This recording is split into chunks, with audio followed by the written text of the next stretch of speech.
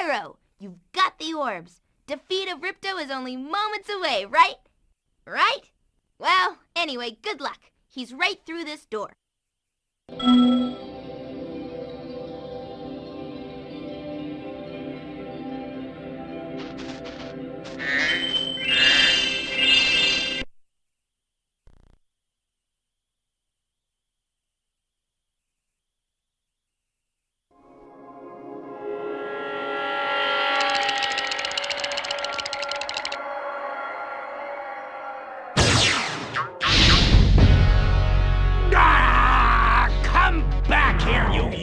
Animals?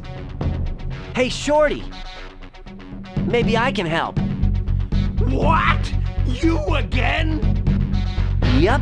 If you want to test that power crystal, why don't you try it on me? I'll stand still, I promise.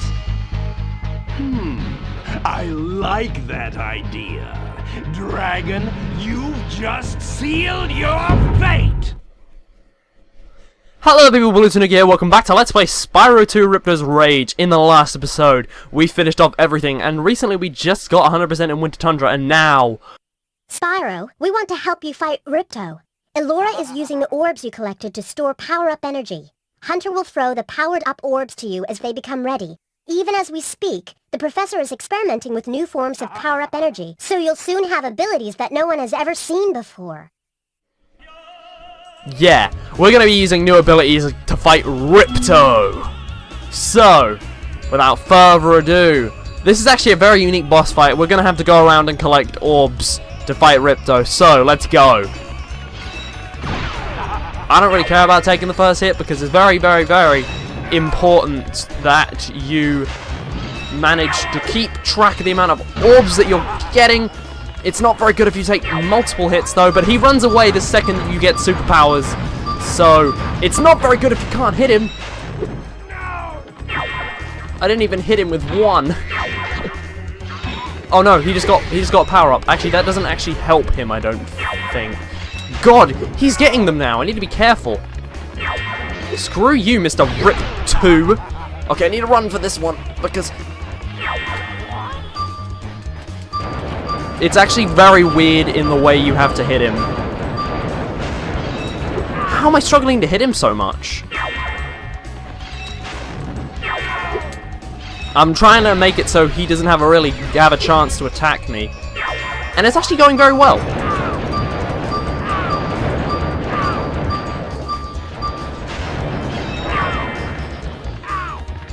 Wow, he just took a big beating there.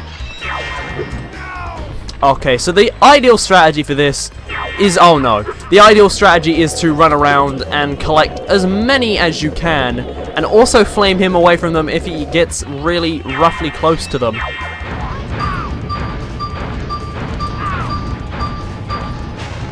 And it also does help that you collect orbs on the way, because that is very good. Also, try to avoid getting attacked by his flame. I love how he stops in front of them sometimes. I might want to grab a sheep.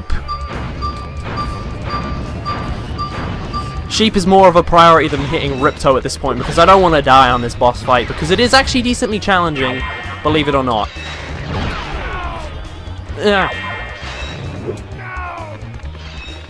So just avoid getting hit. I also do want to show off what the blue one gives you, so I should have really thought about that. I'm going to wait until there's a blue one that pops up, and I'm going to have to avoid his attack. Wow, thank you, Ripto. Much appreciated. Oh, I guess it doesn't really matter now because we picked this one up on accident. Should probably chase him to use this one because this one is more like a bomb than anything. But there you go, there's Ripto. He's going to move on to his second phase. He has 3 phases, if I didn't point that out.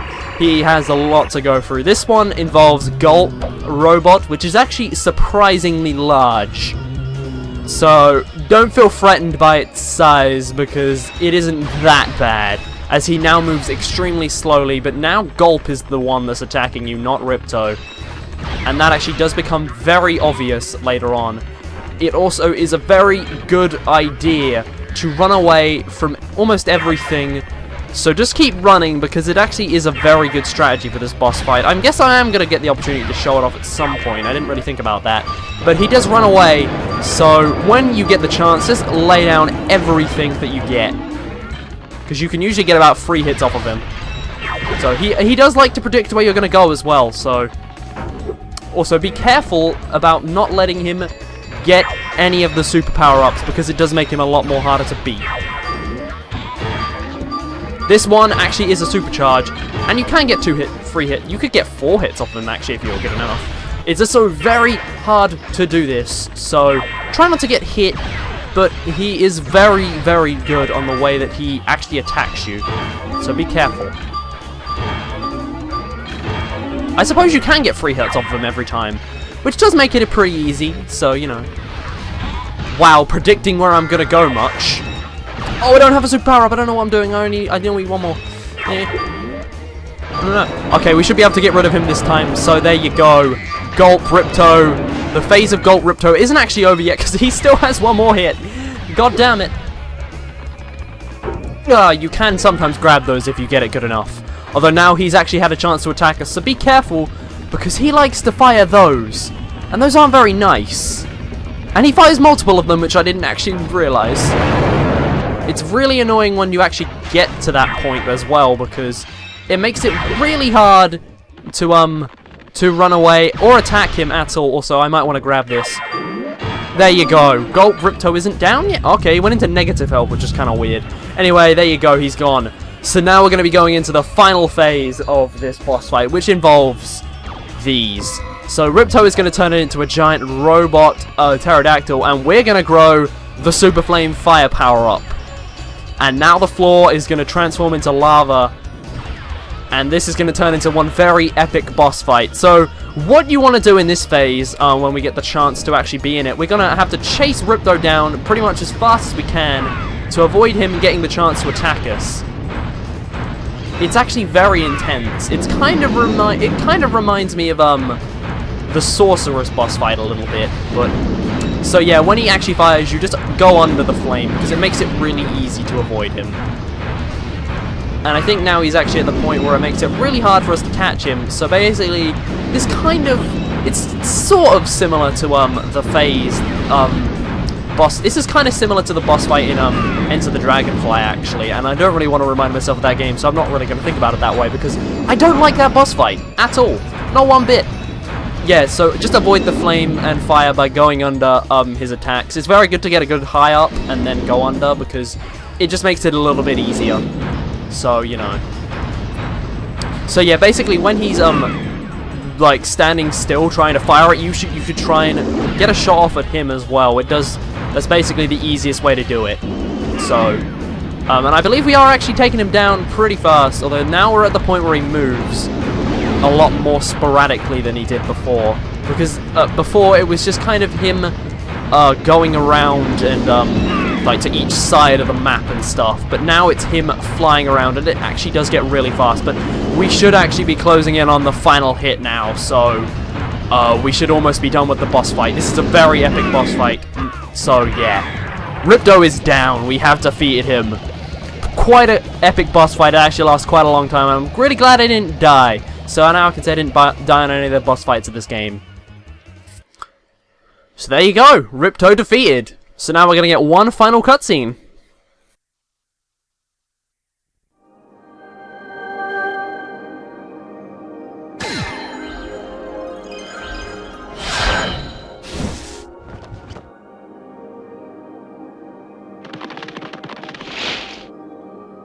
I don't think we can ever thank you enough, Spyro.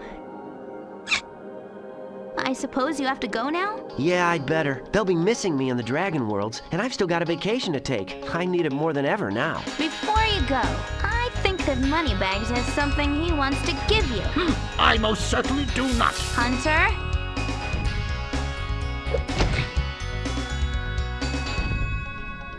Spyro, Moneybags is very sorry that he made you pay so much on your way through Avalar. We want you to keep the gems as a reward for helping us. Wow, thanks. Sparks, can you grab them? Let me just type in the new coordinates, and there! Spyro, you can now go to Dragon Shores.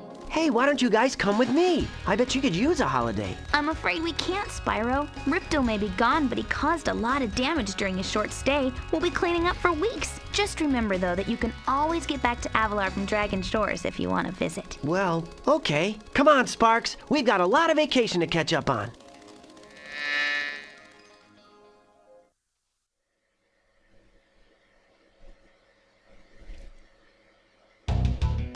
So there you have it. That is Spyro 2.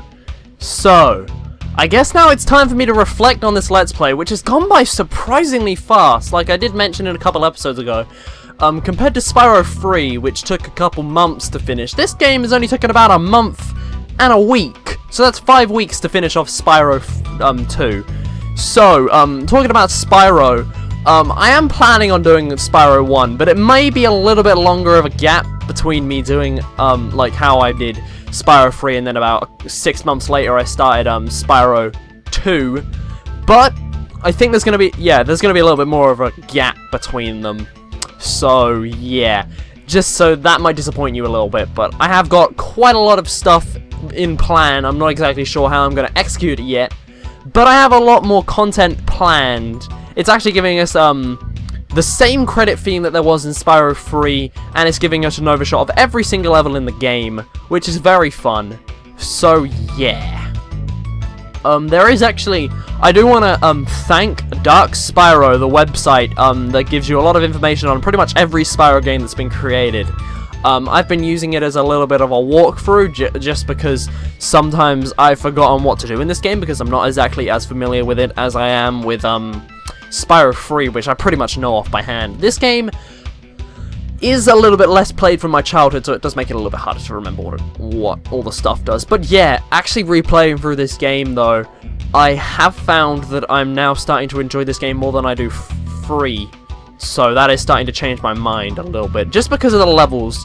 The general dorkiness of this game compared to 3 is a lot higher, and I really love it. So, you know. Actually, a little bit of a fun fact, I have never 100%ed this game now, or before, so this is actually my first time 100% in the game. I have beat it before, but I haven't 100%ed it before. So, actually it isn't as difficult as I thought it was, but I guess I just never gotten around to doing it. Same with Spyro 1. Spyro 3 is actually the only game I'd actually 100%ed before planning an LP of it, and I don't plan to 100% Spyro 1 before I do it as an LP. So yeah, but there was one problem with my Spyro 1 disc as a kid. I don't know, I've never actually looked up if it was a problem, but I could never get into one of the levels of Nasty Nog's lair. So, you know, that might be a little bit of a spoiler for you, like a tiny little one for anyone that's never played that game before, but yeah. Anyway, I do actually want to, like, I really love this game. I really love the Spyro trilogy, so, like, playing through these games again as an LP really gives me a really reflective way of just playing through these games and sharing them with a lot more people that perhaps haven't played them before because they never owned the console or anything like that. But these games are just, these games were my childhood pretty much. Like, until I got a PS2, these games were my childhood. That and Crash Bandicoot, and a couple film license games that I really don't like to think about. Oh, and Destruction Derby, because, you know, that game is just phenomenal. But yeah, I just love the PS1. The PS1 is like one of my favorite consoles of all time, mainly because of nostalgia, I'd say, but it's, I don't know, even playing them now with a more of a critical thought, I would say that the games on here are pretty phenomenal, and like I said earlier, I do like to introduce games like this that maybe you're a little bit more unfamiliar with, because I like to think of my audience as a little bit more of a Nintendo-based audience, just because of the games that I have LP'd on here. So, yeah. But, anyway, I would like to thank every single one of you for keeping up with this LP. I know a lot of you have actually really enjoyed this, and I really love to hear the feedback that I've gotten and everything else. And it really makes me feel good, and it really makes me feel like I've made something out of myself with this channel, and it is a really nice feel of actually being able to play through a game that I've loved for a longest time, ever since it came out. This game is actually it's basically the same age as me. It's 15 years old. I managed to talk through all the credits, but Anyway, as you can see, that is Dragon Shores, which we're going to be going to in the next episode of Spyro 2. We are not actually finished with the game yet. So, next time, we shall be heading over to Dragon Shores and talking to this Nork. I'll see you guys then.